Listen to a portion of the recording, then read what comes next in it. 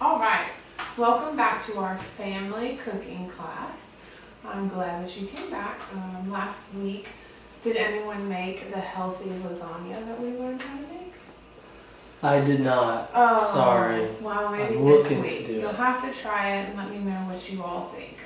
So this week, because I noticed in Publix that avocados were on sale, I decided that we would make guacamole. Does anyone eat guacamole? Does everyone like Mexican food?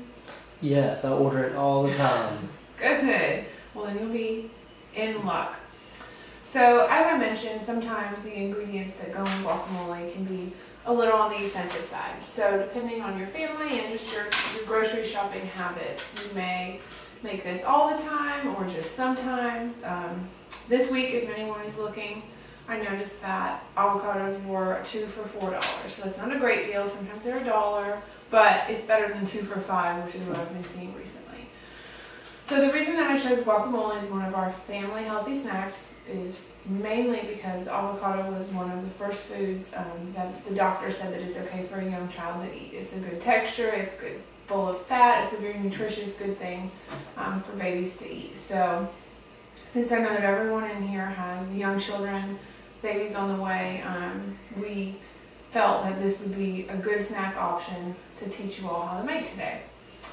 So for starters, what I'll do is kind of go over what I use to make guacamole. At the end of the lesson, I'll talk to you about some options and some variations in recipes that I know other people make, and then you all can maybe give me suggestions too. So what we start with in our house, the materials that you'll need, I like to use 2 knives. So I like to use a small paring knife and then also a chopping knife. If you have just one knife, even if it's serrated, I think whatever you have will do the job fine. This is just what seems to work for me. And then of course a cutting board, because you don't want to tear up whatever countertop you're using. You want a pretty decent sized medium bowl, because all of this is going to end up chopped up and smashed in there. And then I always keep just a trash bowl next to me. My counter isn't next to my sink. We don't have a garbage disposal, so it's always good to be prepared. One thing I love about making guacamole is you don't have to measure. I'm not someone who likes to measure, and so this is a great dish because you can just kind of put things in as you go. So before you do all this, of course, you're going to have to go to the grocery store. So one of the big things in making really good guacamole is picking out produce that is the right amount of ripe. So do you know how to pick out a ripe tomato? Do you know what a ripe tomato looks like? Do you know how to tell this is a good tomato versus maybe this one's not as good? Well, usually I just try to pick out the reddest tomatoes that don't have bad spots on them. That's right. That's not a terrible place to start. So the tomato that I have is probably not as red as one that you might grow in your own garden or you would pick up at a farmer's market, but this is Florida grown, which is exciting that Publix does that. So it's just a Florida grown beefsteak tomato. Once we cut it and get into it, we'll see just how red it is. But in general, I think your rule of thumb is good to pick out just a red, ripe tomato. I choose to use a sweet Vidalia onion. I don't know if that's because we live in Georgia and I'm just biased to Vidalia onion. Sometimes, if you go to the restaurant, you'll see the purple onion or red onion, whatever they're called, and I think those are fine too. Just in my house, this is usually our go-to onion. And in this recipe, you're only going to use half of it. So whatever onion you buy, you want to make sure it's something you'll use maybe later in the week, something like that. Of course, you get cilantro. This is little, but it has a lot of flavor, and it's delicious.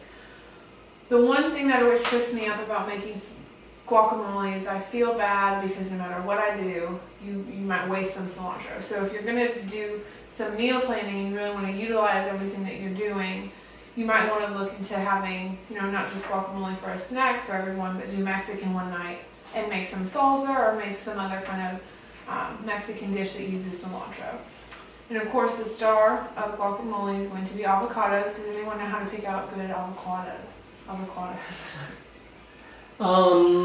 No, I usually don't buy avocados myself. So Does your wife always buy the avocados? Yeah, she usually picks them out for me. So I do not. I'm not an expert at picking out good avocados. Alright, so my general rule of thumb in picking out avocados is that you can usually tell by the color. So the green is always hard. That means that they're not ripe. You want to pick out something that maybe still has some tint of green in it, but there's a dark brown kind of purple color and then has just a little bit of give. If you squeeze it, you don't want your fingers to sink in because A, you've ruined it for the next person at the grocery store, and B, that means that it's probably got some brown spots. And the brown spots aren't necessarily bad, but that means that it's just not prime ripeness. Next is a lime. Limes you also want to be just a little bit squishy. And I'll get into how you can get some lime juice out a little bit easier. So those are our ingredients. Usually I start with onion because it always makes me cry and it's the worst part, so I just want to get it over with. I'll move my other knife out of the way. I am not an expert onion cutter, but I know that they make some pretty fancy kitchen gadgets that will slice an onion right for you. So I've got the half of an onion that I want there. Does anyone have any tips or tricks for cutting an onion without it making you cry? No, it always makes my eyes water. So I've heard, and anyone can let me know if they think that this is accurate or not, that you can cut an onion in front of heat and that it reduces the amount of whatever chemical it is that comes out of the onion that does make you tear up. So now I'm just chopping the onion. This is again why I really like to use the chopping knife, is you can really kind of knock it out quickly. Now I'm not chopping this onion very fine. I don't know if you all are close enough to see, but this is something that, you know, as you make guacamole, you can kind of tone in and make it the way that you like it. So if you like it to be really smooth, then you might spend more time chopping. In our house, it's usually you're chopping onions and making dinner and feeding dogs and hanging out with your kids, so it can be a little bit rushed. So I think that's probably why our guacamole ends up chunky, is because it's more of a time issue than a preference. So I'll finish chopping this onion here. So far no tears, so that's a good thing. And I prefer to use a plastic cutting board. I think they're just easier to use. I know that the bamboo ones are popular, but this is just a preference. So does anyone have a favorite Mexican dish that they like to have guacamole with?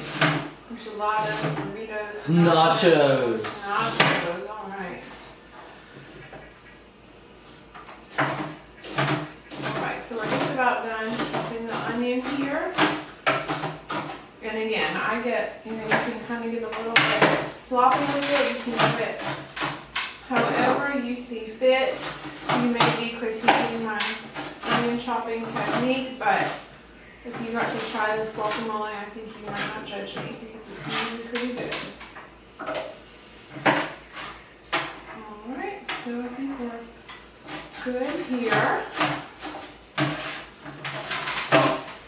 So one thing that I really like about having guacamole is that I know exactly what we're getting to eat. You can buy it in the store.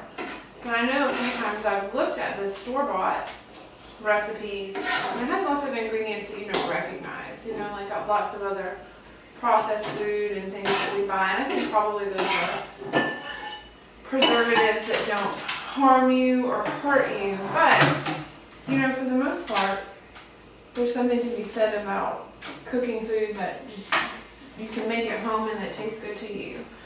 So next we're going to do the cilantro. Does anyone grow cilantro? I know that it's pretty easy to grow around here. I think we tried growing it one time. It is. That's another thing to consider with guacamole and having it made at home is you can probably grow quite a few of the ingredients if you live here in Florida, so you may be able to grow limes. You can certainly grow tomatoes even if you don't have a garden. And cilantro is relatively hardy and easy to grow. So I may end up adding some more cilantro later. But for now, I'm gonna add this to start. You'll notice that I'm saving the avocados for last. That's because they have a tendency to turn brown, which doesn't change the way they taste, but it looks a little bit icky. So for our tomato, which was pre-washed, I just cut the top off. You may have a different method again for doing that, and then I like to cut the tomato just in half, and just like everything else here, just kind of chop it up pretty rough. And it looks like pretty red one, so I think we did a good job of what we picked out at the store. Alright, so again I'm chopping it up, and I actually tend to chop up the tomato a little bit rougher than I do the onion, because I think it's probably a little bit tastier. You got a chunk of a tomato than a chunk of an onion. So some variations that you can do with guacamole, of course you can add some salt and pepper, you can add jalapenos. A trick that I learned with jalapenos is that if you take out the seeds, they're actually the spiciest part.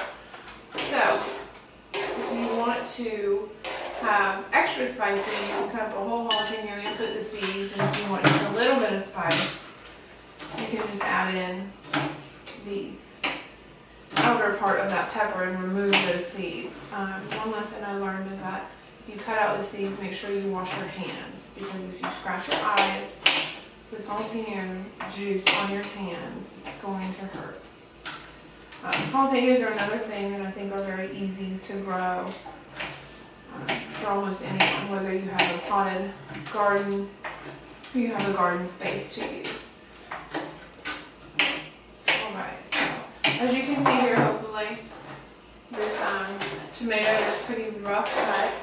Does anyone have any questions so far? Is anything confusing, or have any feedback for me?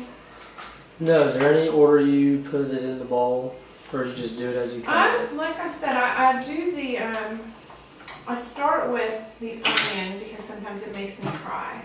And I save the avocado for last. So because this is all going to get smashed in the bowl, I just go ahead and smash it out of its shell onto the plate. You'll have the big, if you're not familiar with avocados, some of them have a small center. Most of the ones that you'll buy at the grocery store are going to have a larger pit. So what I like to do is squish it all out, empty both of them out, like so. And then we're going to add it all to the bowl and mix it all together. As we're finishing up here, I just want to remind y'all that this is a really healthy, very easy, I would say, probably just about a 15-minute snack that you can make. It can be just a snack. Sometimes, like tonight, this will probably be the bulk of our dinner. Other times, it's a great accompaniment to go on a dish that you have.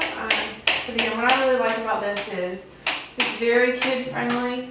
If you can get them past eating green stuff, then I think it's really, really great. I think, as a matter of fact, my husband didn't even like avocado when we met because it was green and kind of funky and scary looking. Alright, so we've got everything together. The last step is to add the lime. This one doesn't want to cut. But we got it. Alright, so what I like to do is squeeze on some lime juice, and this just adds a little bit of tang to your guacamole, and then you're going to mix it all together. And we like to serve ours with chips, usually whichever chips are buy one get one free at Publix, so we will try any dip.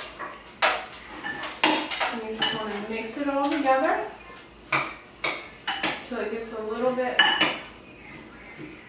mixed in. That avocado will smush in very well. You can all see this, and hopefully you'll all want to go home and make it again. Put it on top of your favorite dishes. You can put it on top of burgers. It goes really well on tacos. Just a great dish to take to a party, take it to a tailgate. Like I said, it's a perfect dish for a family. It's fresh, it's homemade, you can make it at home, and it's delicious. Thank you.